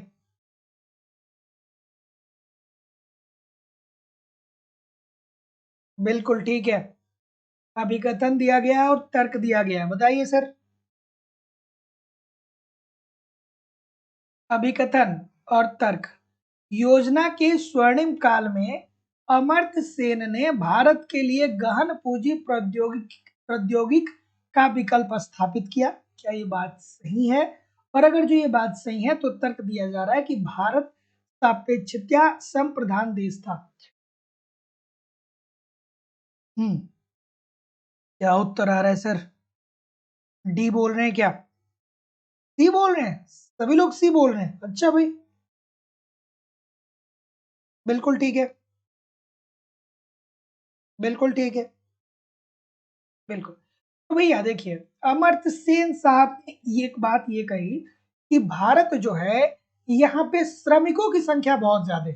ठीक है, यहाँ पे श्रमिकों की संख्या जो है वो बहुत ज्यादा है। और जब श्रमिकों की संख्या ज्यादा है, अर्थात श्रमिक बाहुल्य देश भारत है, तो ऐसी स्थिति में भारत क्या होगा? श्रम प्रधान देश होगा। तो ये तो बिल्कुल 100% ठीक होने वाला है। अर्थात अगर जो हम श्रम प्रधान देश हैं, तो अब आगे देखिए, योजना के स्वर्णिम काल में अमर्त्य सेन ने भारत के लिए पूंजी गहन प्रौद्योगिकी का विकल्प स्थापित किया। ठीक है, अर्थात पूंजी गहन प्रौद्योगिकी की जगह आप क्या करिए? श्रम का इस्तेमाल करिए, क्योंकि यहाँ पे श्रमिकों का बाहुल्य पाया जाता है। तो बात तो दोनों ठीक है सर। तो जितने लोग भी क्या बोल रहे हैं? सी बोल रहे हैं। और कोई? सी बोल रहे हैं, सभी लोग सी बोल रहे हैं। और कोई? बिल्कुल ठीक है, बिल्कुल ठीक है। तो जितने लोग भी सी बोल रहे हैं कि देखिए सर, ए और आर दोनों सही है, परंतु आर ए की सही व्याख्या नहीं कर रहा है। बिल्कुल सही बात है। अगला, मार्क्स के अनुसार पूंजी के सावयव संयोजन में वृद्धि इनमें से किसकी ओर अग्रसर करता है? थोड़ा आराम से, धैर्य से वीडियो को लाइक और शेयर सभी लोग कर दीजिए। और जिन लोगों ने भी अभी तक चैनल को सब्सक्राइब नहीं किया है, आप चैनल को सब्सक्राइब करके बेल आइकन को दबा दीजिए। डिस्क्रिप्शन बॉक्स में टेलीग्राम का लिंक दिया गया है, लाइव स्टडी इलाहाबाद के टेलीग्राम ग्रुप का, उसको आप ज्वाइन कर लीजिए। एप्लीकेशन का लिंक दिया गया है, एप्लीकेशन को डाउनलोड कर लीजिए। चलिए, क्या उत्तर आ रहा है सर? बिल्कुल ठीक है, बिल्कुल ठीक है कि मार्क्स के अनुसार पूंजी के सावयव संयोजन में वृद्धि इनमें से किसकी ओर अग्रसर करता है? तो जैसा कि मैं देख पा रहा हूं, आप क्या बोल रहे हैं? आप बोल रहे हैं, देखिए सर जी, लाभ में कमी। ठीक है, कार्ल मार्क्स को अगर जो आपने पढ़ा होगा, तो उन्होंने क्या कहा था कि अगर जो श्रमिकों को मजदूरी ज्यादा दी जाएगी, तो जो पूंजीपति होगा उसके लाभ में कमी आएगी। और श्रमिकों को उनकी सीमांत उत्पादकता से कम मजदूरी दी जाती है। इसी कारण से जो पूंजीपति होता है वो अतिरेक कमाता है, अर्थात लाभ ज्यादा कमाता है। तो जितने लोग भी क्या बोल रहे हैं, लाभ में कमी, सभी लोग का उत्तर ठीक है। अर्थात अगर जो श्रमिकों को क्या किया जाएगा? श्रमिकों को अगर जो मजदूरी ज्यादा दी जाएगी, तो लाभ में कमी आएगी। अगला प्रश्न आपके सामने ये रहा कि भूमंडलीय आय असमानता ने प्रवृत्ति में वृद्धि दर्शाया है। क्या ये बात सही है? और अगर जो ये बात सही है, तो प्रेविस सीगर ने प्राथमिक उत्पादकों और निर्यातकों के लिए व्यापार की शर्तों में सतत गिरावट की परिकल्पना दी। चलिए, थोड़ा आराम से करिए। बिल्कुल ठीक है। क्या उत्तर आएगा भाई? चलिए, प्रेविस सीगर साहब ने क्या कहा था, आपको पता है? अभी कुछ देर पहले हम लोगों ने देखा था ना कि प्रेविस सीगर ने ये कहा था कि देखिए सर जी, जब दो दो देश, एक अल्प विकसित देश है और दूसरा विकसित देश है, तो जब अल्प विकसित देश व्यापार करेगा विकसित देश से, तो अल्प विकसित देश को क्या होगा? हानि होगी। क्यों होगा? क्योंकि ये अपने अपने प्राथमिक वस्तु को, अर्थात प्रमुख प्रचुर संसाधन को दूसरे देश में भेज दे रहा है। और चूंकि ये विकसित है, इसके पास टेक्नोलॉजी अच्छी है, तो इसी के प्रोडक्ट को लेकर के ये 2 रुपए में खरीदेगा भी, और 10 रुपए में फिर इसी को ला करके बेच देगा। ठीक है, जैसे हम मोबाइल फोन आप खरीदते हैं ना, तो मोबाइल फोन में ऐसी बहुत सारी चीजें होती हैं जो जिसके संसाधन भारत से आते हैं। ठीक है, जैसे अभी मैंने अभ्रक का उदाहरण बताया। तो भैया, अभ्रक तो उनको हम 10 रुपए किलो के हिसाब से बेचते हैं, लेकिन वो मोबाइल हमको क्या करते हैं? 10,000 का एक ठो देते हैं। ठीक है, तो क्या हो रहा है? हमको नुकसान हो रहा है ना सर। तो जितने लोग भी ऑप्शन नंबर क्या बोल रहे हैं, यहाँ पे डी बोल रहे हैं, सभी लोग का उत्तर ठीक है कि ए और आर दोनों सत्य है। और आर ए की सही व्याख्या नहीं कर रहा है कि भूमंडलीकरण आया आय असमानता की प्रवृत्ति को दर्शाया, प्रवृत्ति में वृद्धि दर्शाया है। और प्रेविस सीगर ने प्राथमिक उत्पादकों और निर्यातकों के लिए व्यापार की शर्तों में सतत गिरावट की परिकल्पना की है। तो जितने लोग भी डी बोल रहे हैं, ठीक बोल रहे हैं। अगला,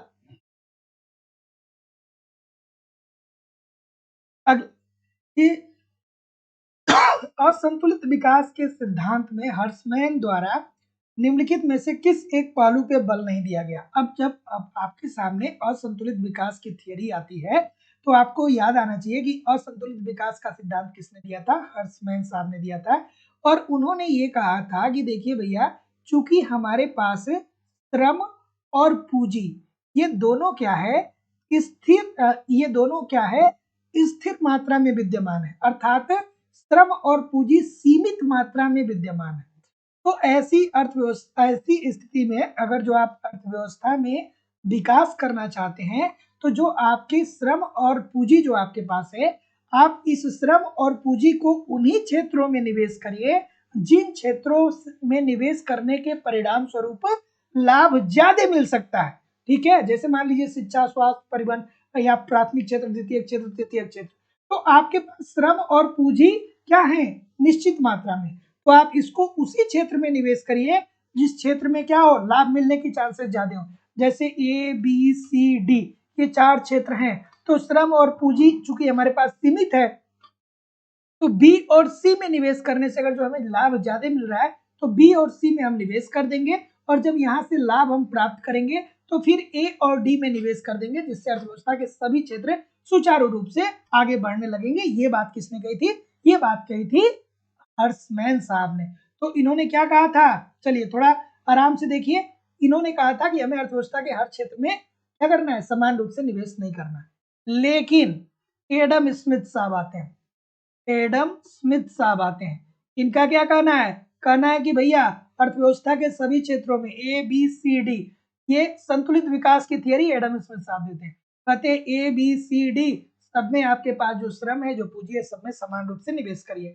तो इसमें क्या पूछ रहा है कि किस पे बल नहीं दिया, तो विभिन्न क्षेत्रों में साम्य अवस्था पे इन्होंने बल नहीं दिया। साम्य अवस्था पे बल जो दिया था वो एडम स्मिथ रैगनर साहब के द्वारा दिया गया था। अगला प्रश्न, संतुलित विकास का अर्थ है, संतुलित विकास का अर्थ क्या है। सभी लोग वीडियो को एक बार लाइक और शेयर कर दिया करिए, निवेदन है सभी लोगों से।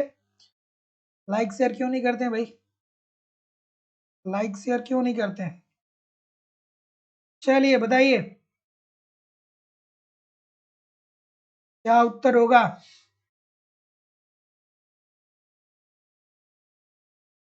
ऑप्शन नंबर, क्या उत्तर आ रहा है, संतुलित विकास का अर्थ क्या होगा भाई, कौन, रैगनर नर्स।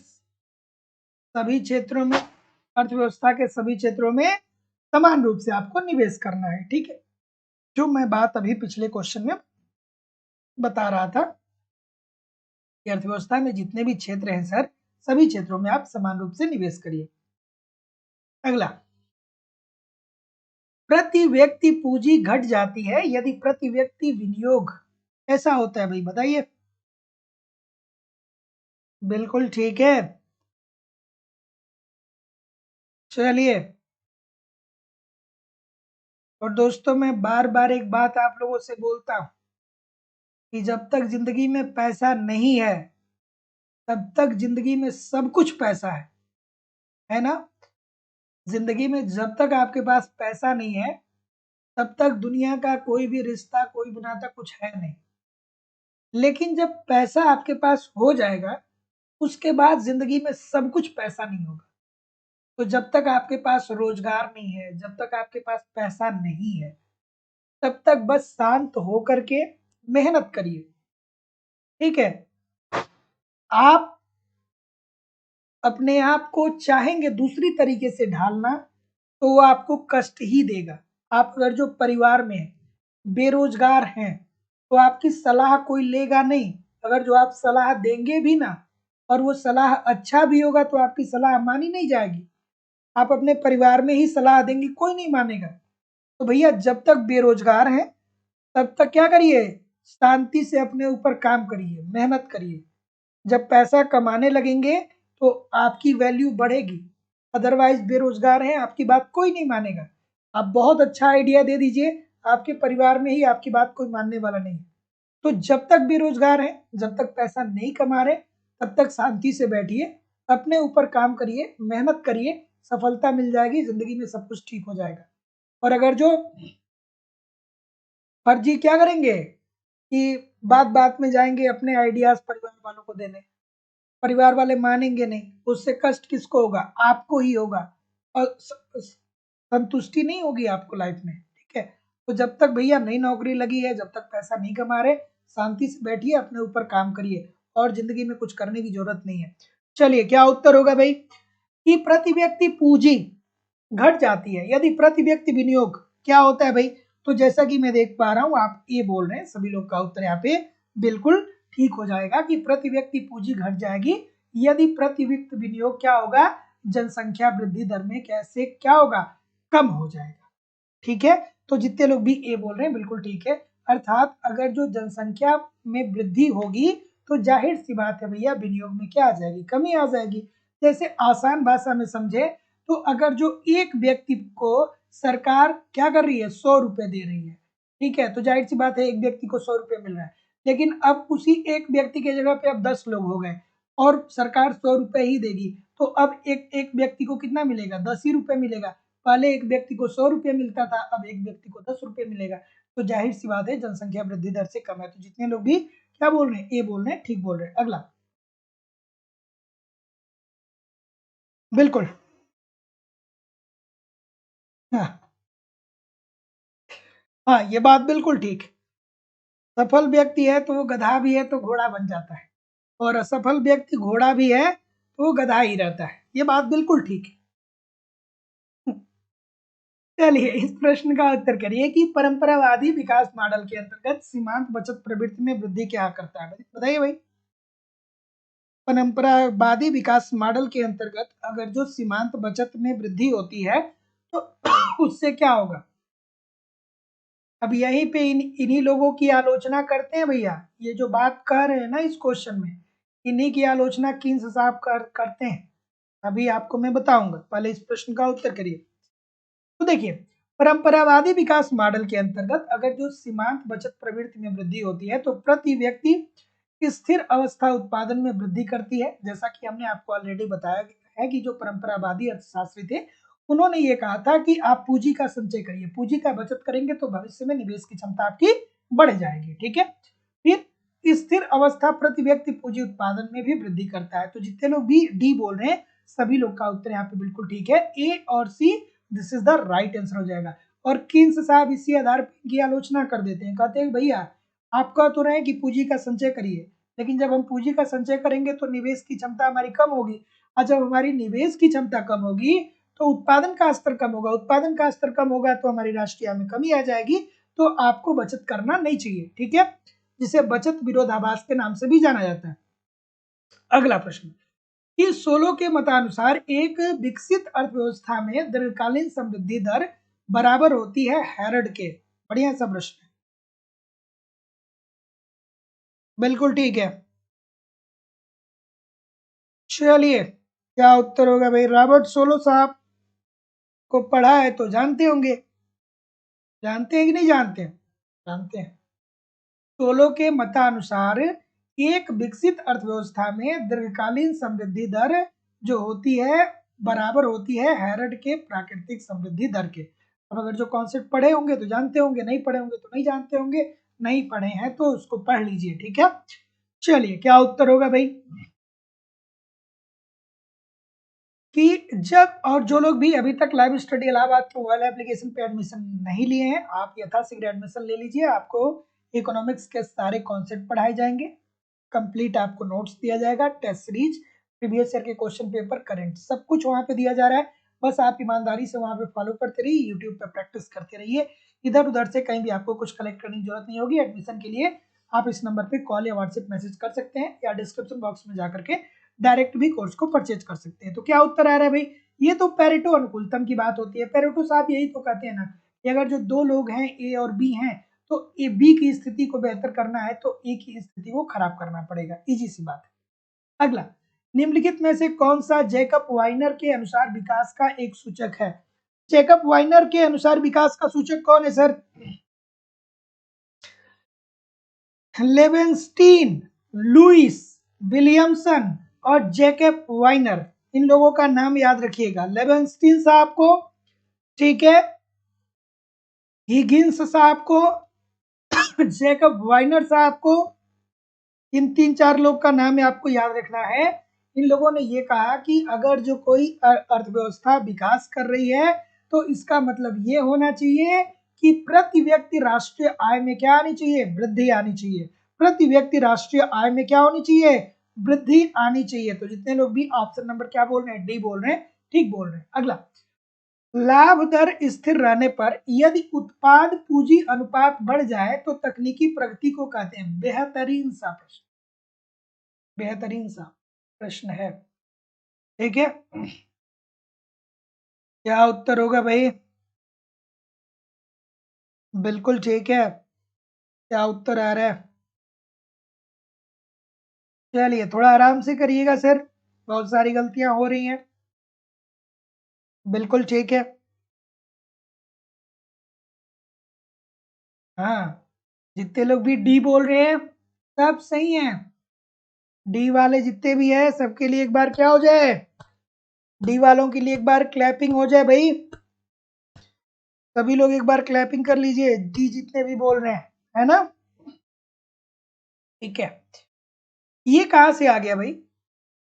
ये करो और सीखो, ये किसकी थियरी है? कमेंट करके बताइएगा सर। करो और सीखो ये किसकी थियरी है? कमेंट करके बताइए। यूजीसी नेट वाले जो तैयारी किए होंगे उनको पता होगा। तो देखिए, लाभ दर स्थिर रहने पर यदि उत्पाद पूंजी अनुपात बढ़ रहा हो तो ऐसी तकनीकी प्रगति को हम क्या करेंगे कि पूंजी बाहुल्य, ठीक है। अर्थात पूंजी बाहुल्य होने के कारण क्या हो रहा है, लाभ में वृद्धि आ रही है। तो जितने लोग भी टी बोल रहे हैं बिल्कुल ठीक बोल रहे हैं। एरो साहब बिल्कुल सही है, लाल बहादुर जी बता रहे हैं एरो साहब बिल्कुल ठीक है। करो और सीखो, क्रिया अधिनम क्रिया अधिगम के नाम से भी इसे जाना जाता है। अगला प्रश्न सर ये रहा कि वर्डून का नियम बताता है। वर्डून साहब का नियम क्या बताता है भाई? मैं सोच रहा हूं कि आप लोगों को कल या परसों, ठीक है, बिहार पीजीटी का जो पुराना पेपर हुआ था उसको मैं सॉल्व करा दूं, क्योंकि आज मैं वो पेपर देख रहा था, बहुत आसान था यार, सच बता दूं बहुत आसान था। बस थोड़ी बहुत स्टैटिक्स वाला जो उसमें पार्ट था सांख्यिकी का, वो अगर जो थोड़ा सा आप मेहनत कर देंगे तो उसमें मतलब पूरे के पूरे अंक आपको मिल सकता है, या 2-4 क्वेश्चन ही आप गलत करेंगे, है ना? तो मैं कल नहीं परसों करवा देता हूं और आप लोग देखिएगा, आप लोग ही साक्ष्य होंगे कि जितना मैं करवाता हूं, आप किसी भी स्टेट का पेपर लेके आइए। यूजीसी नेट के लिए मैं अलग बैच चलाता हूं, इसके बारे में मैं बार बार बोलता हूं, क्योंकि यूजीसी नेट का स्टैंडर्ड अलग है। बाकी अलग अलग राज्यों के टीचर की जो वैकेंसी आती है, पीजीटी पीजीटी हो गया, एलटी हो गया, जीआईसी हो गया, आप किसी भी पेपर को लेकर के देख लीजिए, आपको बहुत मजा आने वाला है।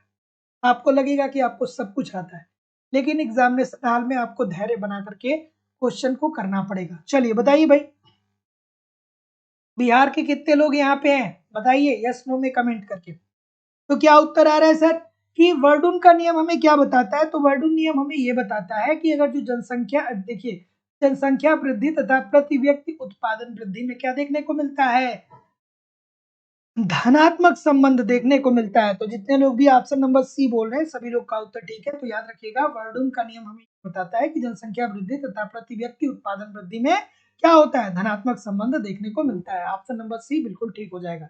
अगला, ड्यूजनबरी के अनुसार विकासशील देशों में भुगतान के संतुलन पर बुरा प्रभाव पड़ता है। बिल्कुल ठीक है। हाँ बिल्कुल ठीक है। चलिए, क्या उत्तर होगा भाई? कि ड्यूजनबरी के अनुसार विकासशील देशों में भुगतान के संतुलन पर बुरा प्रभाव पड़ता है। तो ड्यूजनबरी साहब ने क्या कहा था? उन्होंने ये कहा था कि जो अल्प विकसित देश के लोग होते हैं वो विकसित देश के लोगों की लाइफ स्टाइल फॉलो करने का प्रयास करते हैं। जैसे भारत के लोग हो गए, ठीक है, इनकम है 50,000 रुपये महीने की और एप्पल का फोन खरीद ले रहे हैं 1 लाख रुपए का, है ना? तो क्या कर रहे हैं कि हम देख रहे हैं कि अमेरिका में, ठीक है, रूस में, यहाँ पे लोग क्या कर रहे हैं कि बड़े बड़े लग्जरी वस्तुओं का इस्तेमाल कर रहे हैं या विलासिता की वस्तुओं का इस्तेमाल कर रहे हैं, तो हम उनकी लाइफस्टाइल को फॉलो करने का प्रयास कर रहे हैं, लेकिन उनकी आय बहुत ज्यादा है, हमारी आय बहुत कम है। जैसे आपका पड़ोसी अगर जो क्या कर लेगा, 20 लाख रुपए का कार खरीद लेगा, तो आप अगर जो 50,000 रुपए भी महीना कमाते हैं या 20,000 रुपए भी महीने कमाते हैं, तो आपके दिमाग में आ जाएगा कि पूरी कमाई क्या करेंगे, इकट्ठा करेंगे, बचत करेंगे और हम भी 20 नहीं 25 लाख रुपए का कार खरीदेंगे। तो ड्यूजनबरी साहब यही बताते हैं कि एक व्यक्ति की जो उपभोग होती है, वो उसके उपभोग व्यय जो होता है उसके आस-पास के लोग जो होते हैं उसके द्वारा निर्धारित होता है। वो दूसरे की लाइफ स्टाइल को कॉपी करने का प्रयास करता है और ऐसी स्थिति में वो अपने बारे में नहीं सोच पाता है कि क्या सही है, क्या गलत है। ठीक है? तो वो अपनी आय का बड़ा हिस्सा तय कर देता है, इसलिए उसकी निवेश क्षमता शून्य हो जाती है। निवेश शून्य होती है तो उत्पादन भी कम करता है। जैसे लोग शादी-विवाह करते हैं, ठीक है? लोग कहते हैं भैया हम 5,000 लोग इकट्ठा करेंगे, 2,000 लोग इकट्ठा करेंगे, 1,000 लोग इकट्ठा करेंगे। भैया 5,000 लोग क्यों इकट्ठा करना है? 5,000 लोग इकट्ठा करेंगे तो आपको कम से कम 20-25 लाख रुपए खाने पे खर्च करना पड़ेगा। तो ऐसी स्थिति में क्यों 20-25 लाख रुपए खर्च करने जाएंगे एक दिन के लिए? रहने दीजिए ना, 5,000 की जगह पे 500 लोग ही कर लीजिए। लेकिन हमको तो दिखाना होता है कि नहीं भैया, हम बहुत बड़े आदमी हैं, बहुत बड़े वाले हैं, बहुत सामाजिक है। तो ये क्या है? आप खर्च करने को तो खर्च कर देते हैं, लेकिन बाद में वो पैसा आप सही तरीके से निवेश नहीं कर पाते हैं। अगला प्रश्न, रोस्टो के विकास सिद्धांत में परिपक्वता की ओर अग्रसर अवस्था से क्या होता है? अभी हमने बताया कि रोस्टो साहब की एक पुस्तक थी the stage of economic growth, उसमें उन्होंने बताया था कि एक अर्थव्यवस्था अगर जो आर्थिक विकास कर रही है तो उसे 5 चरणों से गुजरना पड़ेगा। ठीक है, पहला चरण परंपरागत समाज होगा, दूसरा आत्मस्फूर्ति के पूर्व की अवस्था, तीसरा आत्मस्फूर्ति की अवस्था, चौथा परिपक्वता की ओर अग्रसर और पांचवा अत्यधिक उपभोग या अत्यधिक उत्पादन। ठीक है, तो ये क्या पूछ रहा है? परिपक्वता की ओर की अवस्था, अर्थात ये कौन सी अवस्था है सर? ये चौथी अवस्था है ना। फिर पांचवी अवस्था कौन सी होगी? उत्कर्ष की अवस्था। ठीक है, उत्कर्ष की अवस्था, ठीक है, जहां पे उत्पादन का स्तर अधिकतम होता है। अगला, हर्ड मॉडल में G is equal to G W less than G N का आशय क्या होगा? जी एन ग्रेटर देन होगा जी डब्ल्यू के। ये कौन सा कौन सी कंडीशन को बता रहा है अभी? बिल्कुल ठीक है। तो आप कहेंगे कि देखिए सर जी, ये जो कंडीशन बता रहा है, बी बता रहा है कि श्रम बाजार में पूर्ण रोजगार की दशा नहीं होती है। ठीक है, तो जितने लोग भी बी बोल रहे हैं सभी लोग का उत्तर यहाँ पे एब्सोल्युटली 100% ठीक हो जाएगा। Option number B according to the question this is the right answer हो जाएगा। अगला प्रश्न, पूंजीवाद के अंतर्गत विकास प्रक्रिया को सृजनात्मक विनाश की संज्ञा दी गई है। चलिए भैया, किसने कहा कि पूंजीवाद क्या है? एक सृजनात्मक विकास विनाश है, अर्थात पूंजीवाद क्या करेगा? अपने आप को ही क्या कर लेगा? एक समय नष्ट कर देगा। ठीक है, जैसे बड़े बड़े क्या हैं, उद्योगपति हैं, नए नए आइडियाज को ला रहे हैं, नई नई चीजों को कर रहे हैं, लेकिन उससे क्या हो रहा है कि बहुत सारा नुकसान भी हो रहा है। नुकसान क्या हो रहा है? हमारे प्राकृतिक संसाधन खत्म हो रहे हैं, और प्राकृतिक संसाधन खत्म हो रहे हैं तो जब प्राकृतिक संसाधन बचेगा ही नहीं तो आप उत्पादन कैसे करेंगे? और उत्पादन नहीं करेंगे तो आपका क्या हो जाएगा? विनाश हो जाएगा। ये सुम्पीटर साहब ने कहा था। ठीक है, कहाँ गए सुम्पीटर साहब? यहाँ पे हैं सुम्पीटर, जोसेफ सुम्पीटर साहब ने। ठीक है, अगला, विकासशील देशों में अतिरिक्त श्रम उस अर्थ में मिलता है कि प्रत्येक श्रमिक सामान्य कार्य के घंटे की अपेक्षा कम कार्य करता है। ये विचार किसने प्रस्तुत किया था? बिल्कुल ठीक है।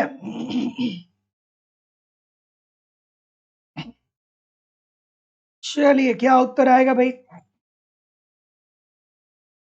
बिल्कुल। तो जैसा कि मैं देख पा रहा हूं, आप क्या बोल रहे हैं? सेन साहब की बात बोल रहे हैं, अतिरिक्त घंटे की अतिरिक्त श्रम घंटे के रूप में जो बात करते हैं, घंटों के रूप में, वो एक ही सेंस आप करते हैं। इस बात को मैंने बहुत बार बताया, याद रखिएगा। अगला, पूंजी आवश्यक तत्व है लेकिन विकास के लिए एकमात्र निर्धारक तत्व नहीं है, ये कथन किसका है?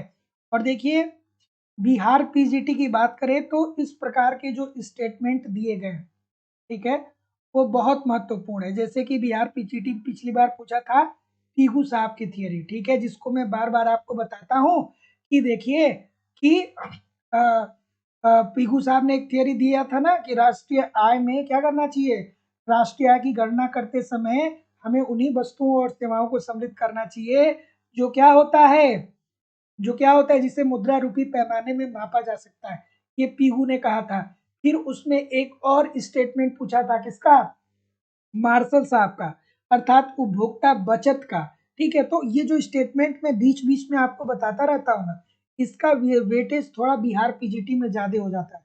जो लोग भी बिहार पीजीटी दे रहे हैं उस इस बात को ध्यान में रखिएगा, ठीक है। तो इस स्टेटमेंट को किसने दिया था भैया, ये दिया था रैगनर नर्स साहब के द्वारा, ठीक है।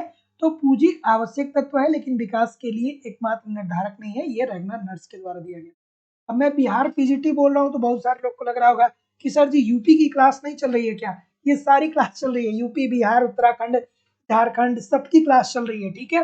मैं बीच बीच में बताता रहता हूँ कि किस सेक्शन में किसको थोड़ा सा ज्यादा अटेंटिव रहना है। क्या उत्तर होगा भाई कि हैरड मॉडल में निवेश मांग निम्नलिखित में से किसका निर्धारण है? बिल्कुल ठीक है। ऑप्शन नंबर, बिल्कुल। तो अगेन जितने लोग भी बी बोल रहे हैं कि हैरड मॉडल में निवेश मांग जो है वो राष्ट्रीय आय में परिवर्तन के दर का निर्धारण है, तो जितने लोग भी बी बोल रहे हैं सभी लोग का उत्तर यहाँ पे बिल्कुल ठीक हो जाएगा। कहीं भी जाइएगा नहीं, आप कमेंट करके बताइए, कोई भी प्रश्न हो तो आप हमारे साथ कर सकते हैं। कमेंट करके बताइए कितने प्रतिशत प्रश्न सही हुए। और दोस्तों, लाइव स्टडी इलाहाबाद के मोबाइल एप्लीकेशन पे आपकी इकोनॉमिक्स की दूसरी क्लास चल रही है, जहां पे हम लोग इकोनॉमिक्स के सारे कॉन्सेप्ट को सिंपल, सटीक, साधारण भाषा में पढ़ते हैं। आपके सिलेबस के अनुसार अलग अलग सिलेबस पढ़ाया जा रहा है। उत्तर प्रदेश टीजीटी पीजीटी का अलग सिलेबस है, झारखंड टीजीटी पीजीटी का अलग सिलेबस है, बिहार टीजीटी पीजीटी का अलग सिलेबस है, मध्य प्रदेश स्टेट, मध्य प्रदेश स्टेट, उत्तराखंड, सबका अलग अलग सिलेबस और अलग अलग सिलेबस के अनुसार अलग अलग बैच चलाए जा रहे हैं, जहाँ पे आपको सारी चीजें पढ़ाई जा रही है, आपको कॉन्सेप्ट पढ़ाया जा रहा है। लाइव क्लास भी होती है, रिकॉर्डेड क्लास भी होती है, ठीक है। जब आप चाहेंगे जितनी बार चाहेंगे क्लास देख सकते हैं, लाइफ टाइम की वैलिडिटी आपको मिलती है। साथ ही साथ आपको नोट्स भी दिया जाता है ताकि आप एक तरफ कॉन्सेप्ट पढ़ते रहिए, दूसरी तरफ नोट्स के माध्यम से रिवीजन करते रहिए, ठीक है। साथ ही दोस्तों आपको यहाँ पे टेस्ट सीरीज दिया जा रहा है, टेस्ट दीजिए, इवेल्युएशन करिए कि तैयारी कैसी चल रही है, एग्जाम में किस प्रकार के प्रश्न पूछे जाते हैं। और आपको प्रीवियस ईयर के क्वेश्चन पेपर भी दिए जा रहे हैं, और अगर जो आपके पेपर में करंट के क्वेश्चन आते हैं तो करंट भी आपका कवर कराया जाता है। सब कुछ कवर हो रहा है, बस आप ईमानदारी से एप्लीकेशन पे पढ़ते रहिए, यूट्यूब पे प्रैक्टिस करते रहिए, कहीं भी इधर उधर से कुछ भी कलेक्ट करने की जरूरत नहीं होगी। Uttar Pradesh TGT PGT, Bihar TGT PGT, ठीक है, Madhya Pradesh state, Madhya Pradesh state, Jharkhand TGT, LT grade, GIC lecturer, UGC NET, Uttarakhand lecturer, सारी अलग अलग बैचेज उपलब्ध है दोस्तों। एडमिशन की बात करें तो लाइफ टाइम की वैलिडिटी के साथ आपको एडमिशन मिलता है। Madhya Pradesh state, Madhya Pradesh state assistant professor UGC NET की फीस 2500 रुपए है। Uttar Pradesh TGT PGT, Jharkhand TGT PGT, Uttarakhand lecturer, Bihar TGT PGT और अन्य परीक्षाओं की फीस केवल और केवल 2000 रुपए। तो सिंपली आपको एडमिशन लेने के लिए गूगल पे, फोन पे या पेटीएम के माध्यम से अपनी फीस इस नंबर पे पेमेंट करनी होगी, 9415 863 873 पे। इस नंबर पे आपको फीस पेमेंट करना है और इसका स्क्रीनशॉट आपको इसी व्हाट्सएप नंबर पे सेंड करना है। किसी भी इंक्वायरी के लिए सेम नंबर पे आप कॉल कर सकते हैं, व्हाट्सएप मैसेज कर सकते हैं, या आप डिस्क्रिप्शन बॉक्स में जाकर के एप्लीकेशन को डाउनलोड करके वहां से डायरेक्ट भी कोर्स को परचेज कर सकते हैं। मिलते हैं हम लोग कल शाम को 7 बजे एक नए उत्साह, नए एनर्जी के साथ। तब तक के लिए आप पढ़ते रहिए, आगे बढ़ते रहिए दोस्तों। नमस्कार, धन्यवाद।